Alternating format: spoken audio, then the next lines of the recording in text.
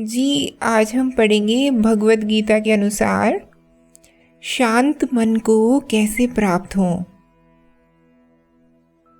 श्रीमद् भगवत गीता अध्याय 5 श्लोक 25।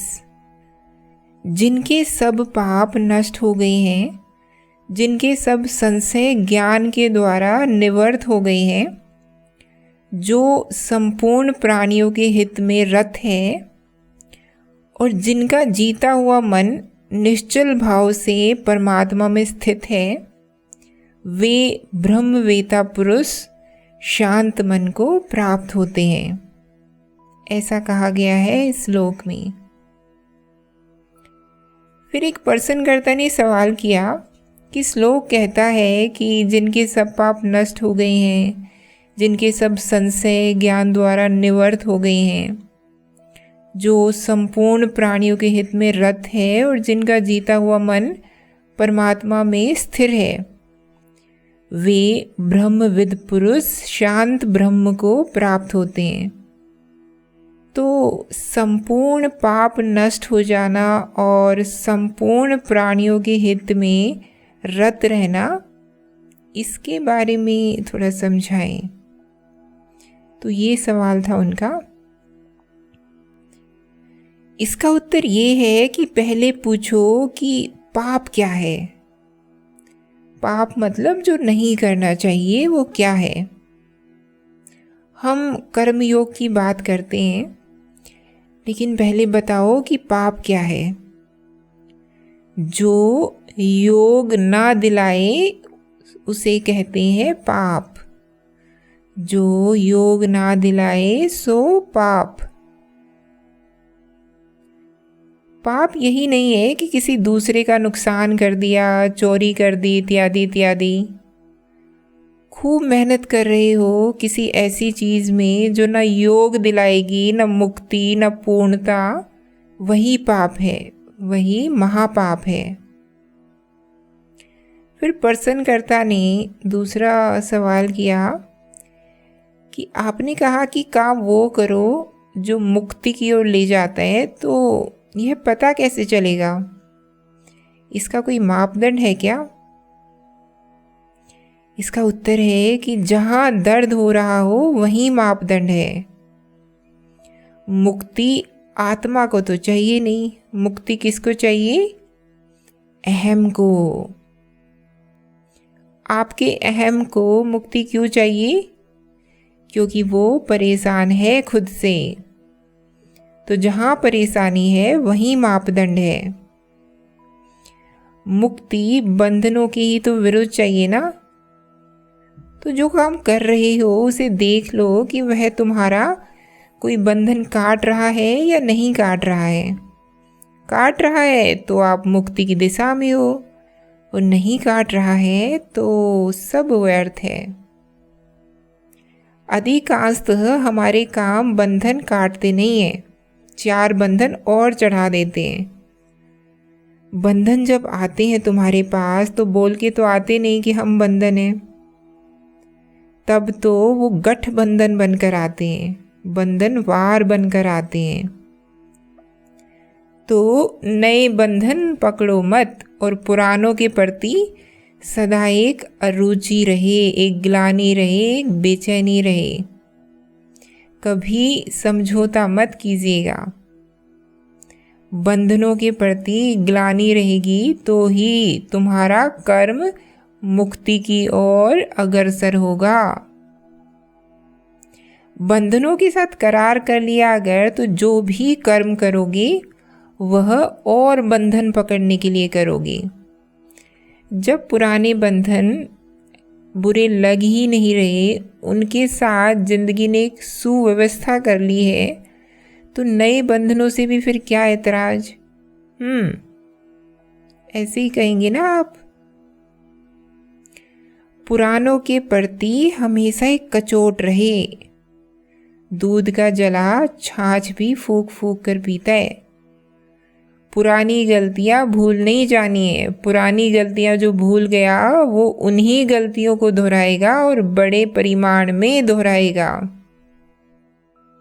दंडित हो तो सदा यह याद रखना कि दंड भोग रहे हो। जिसको ये याद रहेगा कि वह दंड भोग रहा है, जिसमें अपनी दंडित अवस्था के प्रति लज्जा रहेगी, ग्लानि रहेगी, वही अपने लिए नए दंड का निर्माण नहीं करेगा। पहली बात, वह नए दंड का निर्माण नहीं करेगा, और दूसरी बात, वह जो उसने पुराने बंधन पकड़ रखे हैं उनसे मुक्ति के लिए सदा सचेत रहेगा, वो कुछ कर्म करेगा। तो यही कर्मयोग है। कर्मयोगी का पुरस्कार यह होता है कि वह आगे भोगने के लिए नया कर्मफल तैयार नहीं करता, पुराना कर्मफल काटता चलता है और आगे के लिए कोई नया कर्म तैयार नहीं करता।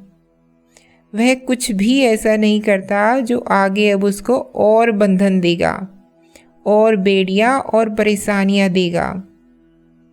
वह कहता है कि पहले जो कर लिया वही बहुत है, उसी को भोगे जा रहे हैं, उसी का दंड खत्म नहीं हो रहा, अब जरा भी और गलती नहीं करेंगे।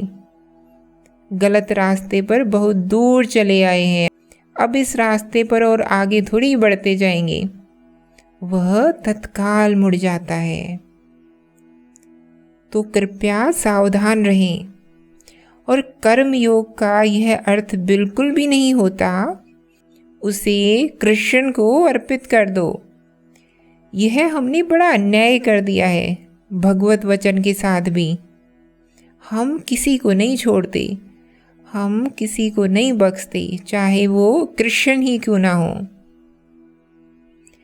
कर्म योग का साधारण प्रचलित अर्थ यही चल रहा है आजकल कि जो भी कर रही हो कृष्ण को समर्पित कर दो। अरे भाई, जो भी नहीं कर रहे हो, कर्म योग सबसे पहले कहता है कि फालतू काम करना ही नहीं है। जो भी कर रहे हो उससे क्या मतलब है आपका? जो भी कर रहे हो उसको रोको।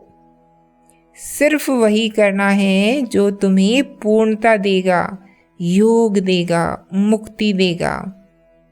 क्या करना है? कि जो कर्म तुम्हें पूर्णता देगा, योग देगा और मुक्ति देगा, वही करना है। यह थोड़ी है कि 56 भोग खाने बैठे हो तो उससे पहले थोड़ा सा दे दिया कृष्ण को और कहा कि देखो हमने तो सब कृष्ण को अर्पित कर दिया है, और उसके बाद सब कुछ खुद खा गए। और कहते हैं कि कर्म योग यही है, जो भी करते हैं कृष्ण को अर्पित करके करते हैं। एक से एक धुरंधर होते हैं। एक सज्जन थे, वे सरकारी नौकरी करते थे, तो उनको घूस में खूब गड्डियाँ मिलती थी। तो वे उसको ला कर के पहले कृष्ण की मूर्ति के आगे रख दें और कहें कि लो ये आपका हो गया, और फिर कहें अब मैं इसको प्रसाद मानकर ग्रहण करूँगा। वे कहें कि यही तो कर्म योग है। घूस आसानी से थोड़ी मिलती है, बड़ा पौरुष चाहिए। भाई कर्म योगी हैं हम और हमेशा करते रहेंगे और करना कभी नहीं छोड़ेंगे। लेकिन करना क्या है? घूस खाना है। क्या योग का मतलब यही है कि करे जाओ, जितना अनाचार दुराचार है सब करे जाओ? क्या यही है कर्म योग? और ये सब ला कर के कृष्ण की प्रतिमा पर चढ़ा दो और बोलो कि प्रसाद खाओ बच्चों, लड्डू, ये गड्डी तेरी है, लल्ली की माँ यह सब कुछ तेरा है। भाई ये नहीं है कर्म योग। कहीं भी यह पढ़ना कि जो कुछ भी कर रहे हो कृष्ण भाव से करो या कृष्ण को अर्पित करके करो, वहीं बिल्कुल सावधान हो जाइएगा, वहां आपको बुद्धू बनाया जा रहा है। क्या स्वयं कृष्ण अर्जुन से कह रहे हैं कि अर्जुन जो कुछ भी करना है तो कर? क्या ऐसा कह रहे हैं वो?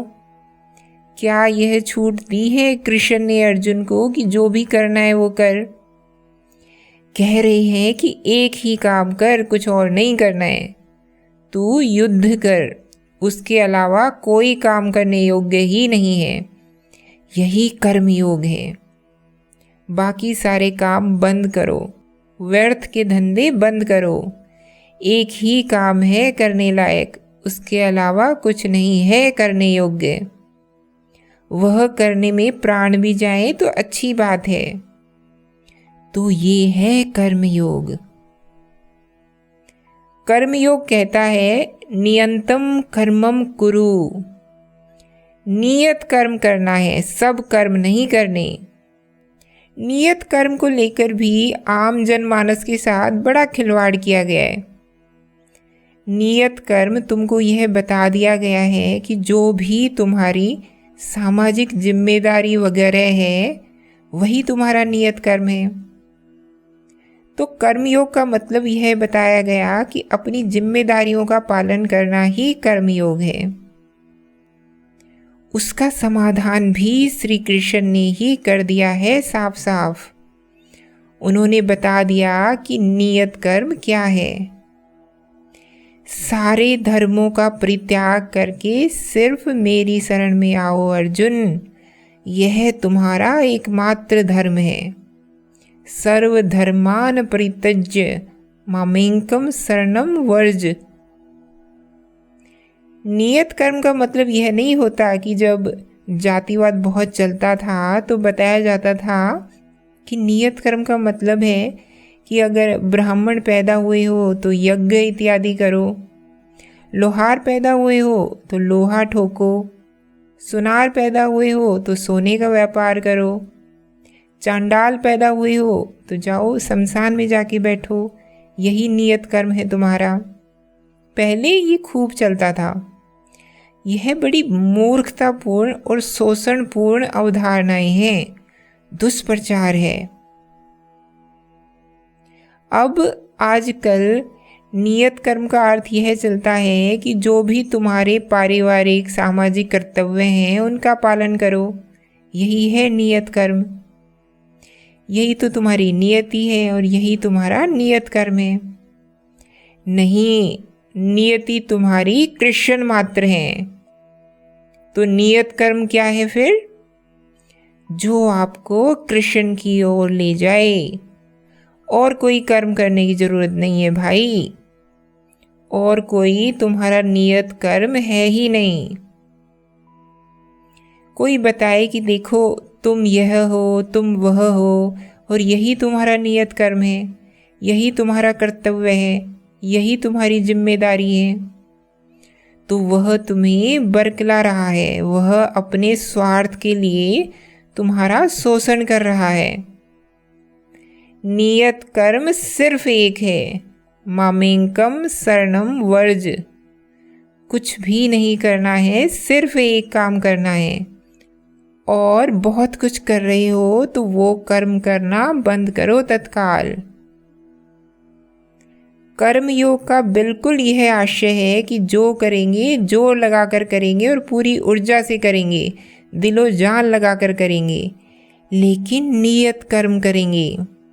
नियत कर्म के अलावा और कोई कर्म नहीं करेंगे। नियत कर्म यह नहीं है कि तुम गृहिणी हो तो नाश्ता बनाओ, खाना बनाओ, रात्रि भोजन बनाओ। यही बताया जाता है ना कि यही तो मेरा नियत कर्म है, मैं बड़ी कर्म योगिनी हूँ। अच्छा, क्या करती हैं आप? भाई मैं नाश्ता बनाती हूँ। यह तो भाई गजब कर्म योग है। नाश्ता बनाते हैं, कर्म योग है ये इनका। नाश्ता बना बनाकर वैतरणी पार कर जाएंगी। भाई साहब देखो, हम तो ठेकेदार हैं और जी जान से काम करते हैं 16 घंटे।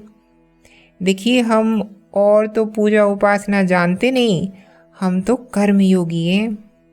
अद्भुत जी अद्भुत। दिन के 16 घंटे ठेकेदारी करते हैं और ये कर्मयोग हो गया।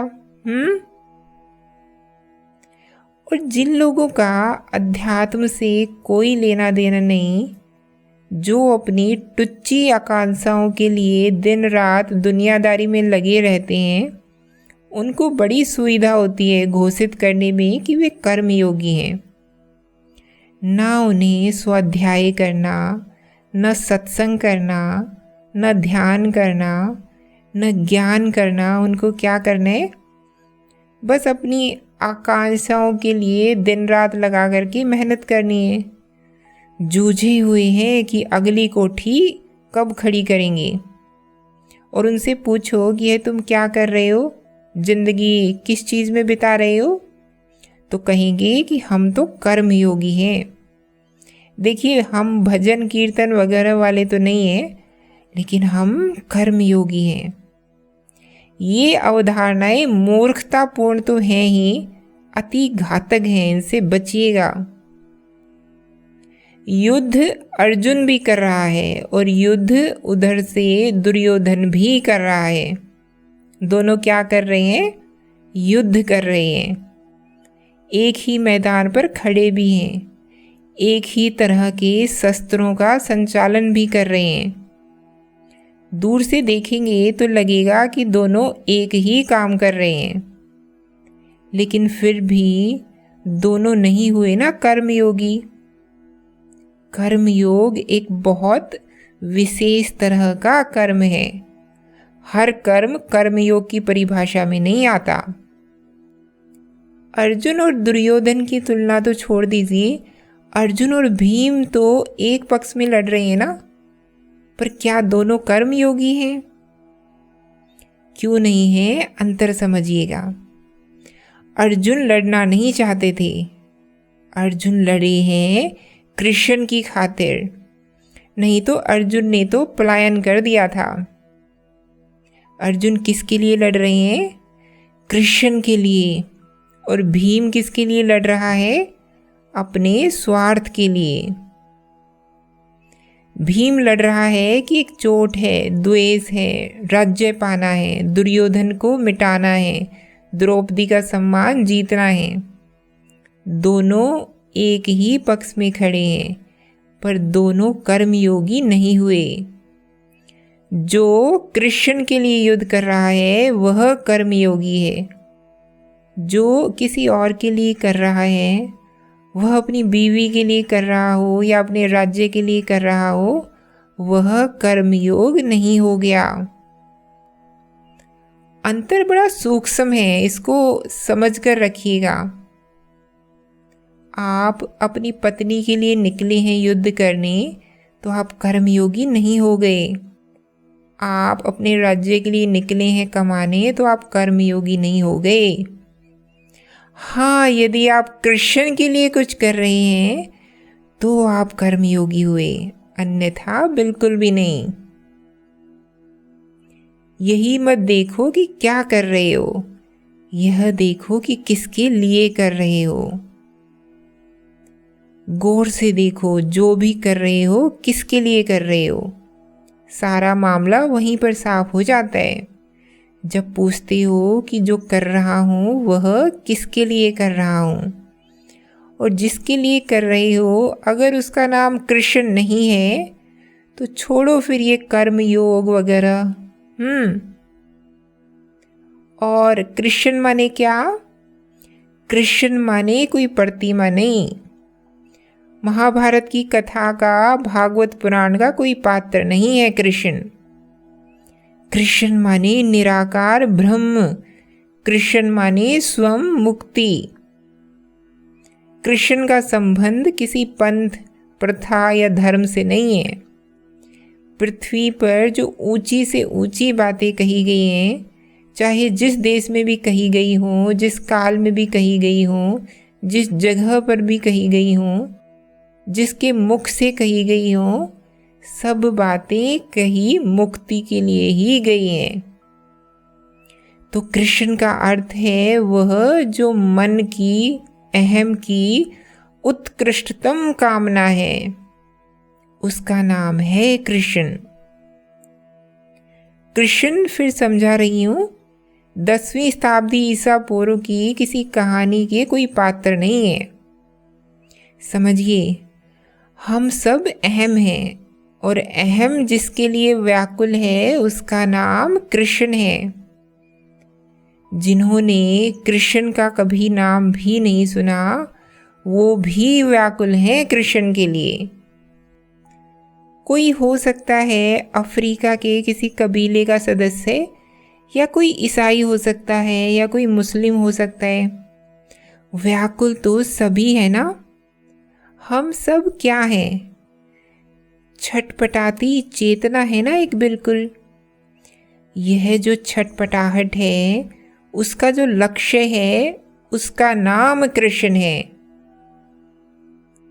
उसको आप कुछ और नाम भी दे सकते हैं, नाम में ऐसा बहुत कुछ नहीं है। कर्मयोग कहता है कि जब तुम व्याकुल हो ही, छटपटा रहे ही हो, तो फिर ईमानदारी का खेल खेलो ना। प्यासे हो अगर तो पानी पियो ना, ये रेत क्या चबा रहे हो। यह कर्मयोग है। प्यासे को पानी चाहिए, रेत नहीं।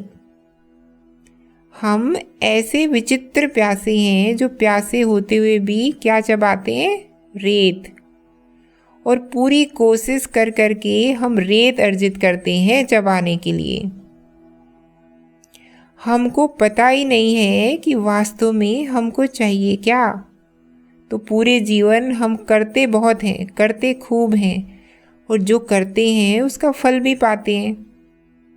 जब फल आ जाता है तब पता चलता है कि यह तो कोई विष फल है, कोई ऐसी चीज है जो चाहिए ही नहीं थी। दो तरीके से मारे जाते हैं हम। पहली बात, जो मेहनत की वो बर्बाद गई, और दूसरी बात, यह जो फल आया है इसको ढोना भी तो पड़ेगा ना। आप फेंक थोड़े ही सकते हो जो फल आया, उसका भोक्ता भी तो बनना पड़ेगा ना। अरे बाप रे, दोहरी मार पड़ी ना कि नहीं पड़ी।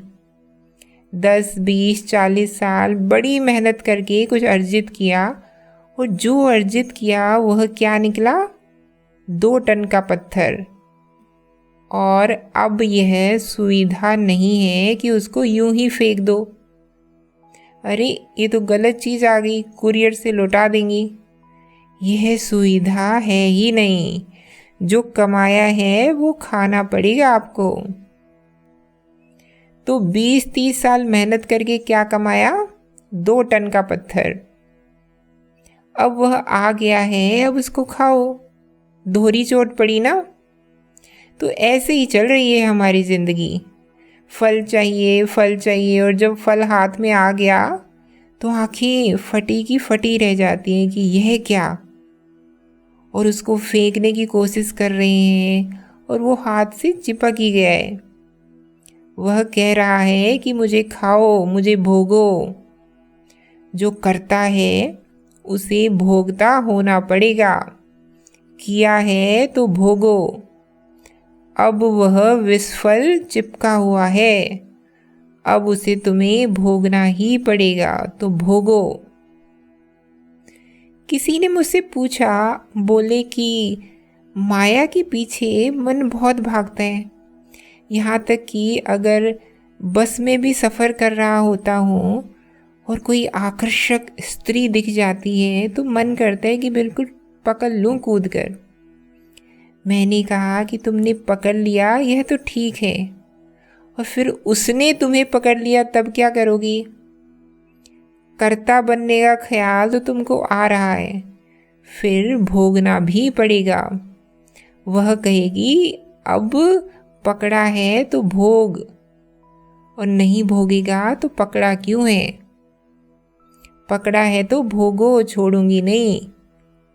कुछ पता नहीं कि कौन फिर किसको भोगेगा। भृतहरि ऋषि हुए हैं, उन बेचारे को जिंदगी से बड़े थपेड़े पड़े। बड़े रसिक थे, बड़े भोगी थे। उन्होंने लिखा श्रृंगार शतकम। उसमें उन्होंने पूरा विविध, बिल्कुल समझिए सचित्र वर्णन किया है स्त्रियों की देह कि ऐसी होती है, और भोगने में यह रस है और वह रस है। और फिर जिंदगी ने दिए करारे झटके, मन बिल्कुल उचाट हो गया। ऐसी ठोकर लगी कि चूर चूर हो गए। महल छोड़ दिए, राज्य छोड़ दिए, रानियां छोड़ दी, गंगा किनारे चले गए फिर हिमालय, और फिर वहाँ लिखा उन्होंने वैराग्य सतकम। तो उन्होंने कहा है कि तुम भोग को नहीं भोगते, भोग तुम्हें भोगता है, बस तुम्हें पता नहीं चल रहा। तुम जिसको भोग रहे हो वास्तव में वह तुम ही भोग रहा है, पर तुम्हें यह बात पता नहीं चलती। पता तुम्हें तभी चलती है जब मेरे जितनी ठोकर खा लो। लोग सोचते हैं कि ये बड़ी खुशी है, कि बड़े न्याय की बात है कि जो करता है वो भोगता है। उनको लगता है कि यह तो न्याय का, इंसाफ का संदेश हुआ ना, कि जो करेगा वह पाएगा। उन्हें समझ में नहीं आता कि यह बात चेतावनी है, यह खुशखबरी नहीं है। यह तुम्हें सावधान किया जा रहा है कि जो कर रहे हो ना, अभी तुम कर रहे हो, फिर तुम्हें किया जाएगा। अभी तो तुम्हें लग रहा है कि तुम करता हो, थोड़ी देर में पता चलेगा कि तुम करता नहीं हो, तुम भोग हो, भोग तुम्हें भोगेगा। तो मैं आपको कहती हूँ कि यदि समर्पण नहीं कर सकते तो संग्राम ही कर लिया करो। हम ऐसे हैं जो ना समर्पण करते हैं और ना संग्राम करते हैं। संग्राम कर लो तो समर्पण अपने आप ही करना पड़ जाएगा। शास्त्रों के आगे, ऋषियों के आगे अगर समर्पण नहीं कर सकते तो उनसे संग्राम ही कर लो। लेकिन हम न समर्पण करते हैं न संग्राम करते हैं। हम वहाँ दूर छुपकर बैठ जाते हैं एक खम्भे के पीछे। समर्पण करने जितनी हम में श्रद्धा नहीं और संग्राम करने जितना हम में पौरुष नहीं, मर्दानगी नहीं, ईमानदारी नहीं। परिणाम दोनों का एक ही होता है, समर्पण का और संग्राम का। दोनों का परिणाम एक ही होता है कि आपको झुकना पड़ेगा, मिटना पड़ेगा। लेकिन हम दोनों में से कुछ नहीं करेंगे, हम छुपे रहेंगे। मैं सामने पड़ूंगा ही नहीं, मैं उलझूंगा ही नहीं। और जब मैं उलझूंगा ही नहीं तो तुम मुझे बदल कैसे दोगे? उलझा करो भाई, उलझ जाया करो। और उलझने को क्यों कह रही हूँ? क्योंकि सहज, सरल, भोला, स्वस्थ समर्पण हमारे बूते का नहीं है। वह बड़े सीधे सरल लोगों की बात होती है, जिनके चित्त में खोट न हो। वे चुपचाप सीधी चाल चलते हैं, समर्पित हो जाते हैं। उसके लिए बड़ी मासूमियत चाहिए, वह आमतौर पर होती नहीं हमारे पास। तो मैं कहती हूँ कि संग्राम करो, भिड़ जाया करो, बोला करो कृष्ण से कि आप जितनी बातें बोल रहे हैं, मेरा जीवन उनमें से एक भी बात का पालन नहीं करता। मेरी फिलॉसफी, मेरा दर्शन बिल्कुल दूसरा है, और मेरी नज़रों में तो मेरा ही दर्शन श्रेष्ठ है, क्योंकि मैं उसी पे चल रहा हूँ। तो फिर आइए जरा द्वंद्व करते हैं, शास्त्रार्थ करते हैं, देखते हैं कि कौन जीतता है। करो भाई, संग्राम करो। ईमानदारी की बात यह है कि हम यहाँ बैठ करके चर्चा भले ही श्री कृष्ण की कर रही हूँ, लेकिन मानते तो हम अपने आप को ही सूरमा है ना। अगर हम श्री कृष्ण को सही मानते तो वैसे ही जीते जैसे श्री कृष्ण जिए और जैसे श्री कृष्ण ने सुझाया। आपके पास दो विकल्प हैं, या तो अपने दर्शन पर चलने या कृष्ण के दर्शन पर चलने। आप किसके दर्शन पर चल रहे हैं? अपने दर्शन पर। माने आप श्रेष्ठ किसको मानते हैं अपने लिए? अपने ही दर्शन को। तो फिर डर क्या है? भिड़ जाइए ना कृष्ण से और उनसे कहिए कि तेरा दर्शन ही गलत है। ये क्या कर्म योग, क्या ज्ञान योग। हम बताते हैं कि गर्म योग, हॉट योगा। हम हॉट के दीवाने हैं, सब कुछ है हमारे पास। गर्म योग भी है, नर्म योग भी है। तो हरा दीजिए ना कृष्ण को। आज के युग का योग है चर्म योग, खाल योगा। बढ़िया मालिश करो और चमका दो। और जो चीज़ जितनी चमकदार हो उसको उतने समर्पित हो जाओ। फिर प्रश्नकर्ता ने सवाल किया कि अर्जुन को तो साफ और स्पष्ट निर्देश कृष्ण से मिल रहे थे, तो अर्जुन के लिए काम आसान था। इसका उत्तर ये है कि उतने ही स्पष्ट निर्देश गीता में लिखे हैं, आपके लिए क्यों नहीं आसान है। यह तो बड़ा बढ़िया बता दिया कि अर्जुन को साफ बात पता चल रही थी, और आपको जो बातें गीता में कही गई हैं वो क्या कठिन बनाकर कही गई हैं। यही तो शब्द थे जो अर्जुन के पास भी जा रहे थे। उसके लिए साफ थे तो आपके लिए धुंधले क्यों हैं। यहाँ जितनी बातें लिखी है उनमें कहाँ पर आ रहा है दुर्योधन का नाम या युद्ध का नाम। बातें तो सब समझाने की है ना। यह पूरा आपके सामने 5वां अध्याय है। इसमें बताइएगा कि युद्ध शब्द कितनी बार आया है। जो बात आई है वह अर्जुन के लिए भी उतनी ही प्रासंगिक है जितनी आपके लिए। तो वो अर्जुन को कैसे समझ में आ गई और आपको क्यों नहीं आ रही है। भाई, जो तात्कालिक परिस्थिति थी, कृष्ण उसका हवाला तो कहीं दे ही नहीं रहे हैं। उसकी बात कर रहे हैं क्या। द्रोण का नाम ले रहे हैं या कर्ण का नाम ले रहे हैं या भीष्म का नाम ले रहे हैं या दुर्योधन का नाम ले रहे हैं। कोई पुरानी बात उठा रहे हैं क्या पूरे अध्याय में। युद्ध शब्द भी अगर एक आध बार बोला हो तो बोला है, नहीं तो वो भी नहीं बोल रहे। वो बात अर्जुन को क्यों समझ में आ गई और आपको क्यों नहीं समझ में आ रही है। नियत की बात है ना। बल्कि उल्टा है, अर्जुन से जो बात बोल दी है वो बोल दी है, वो दोहराई नहीं है। आपके सामने तो 100 बार दोहराई जा रही है, व्याख्या भी दी जा रही है और समझाया भी जा रहा है। अर्जुन को क्या कोई ऐसा उपलब्ध था कि कृष्ण बोल गए फिर पीछे से मैं भी आकर समझा रही हूँ।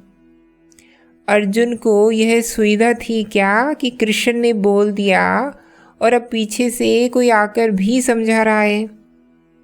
जैसे बच्चों का होता है, क्लासरूम में पढ़ा और फिर शाम को ट्यूशन पे भी जा रहा है। अर्जुन को तो एक बार बताया गया और उसको बात समझ में आ गई। आपके सामने पुस्तक है जो आपने 500 बार पढ़ ली और उस पर आपने 100 तरह की व्याख्याएं और टीकाएं भी पढ़ ली, तब भी आप कहें कि बात समझ में नहीं आ रही, तो फिर ये तो नीयत का फरेब है। अर्जुन के पास तो रिकॉर्डर भी नहीं था कि वह कहे कि चलो अभी सुन लेते हैं और फिर बाद में जाकर दोबारा सुन लेंगे कि क्या बोला उन्होंने। एक बार माने एक बार।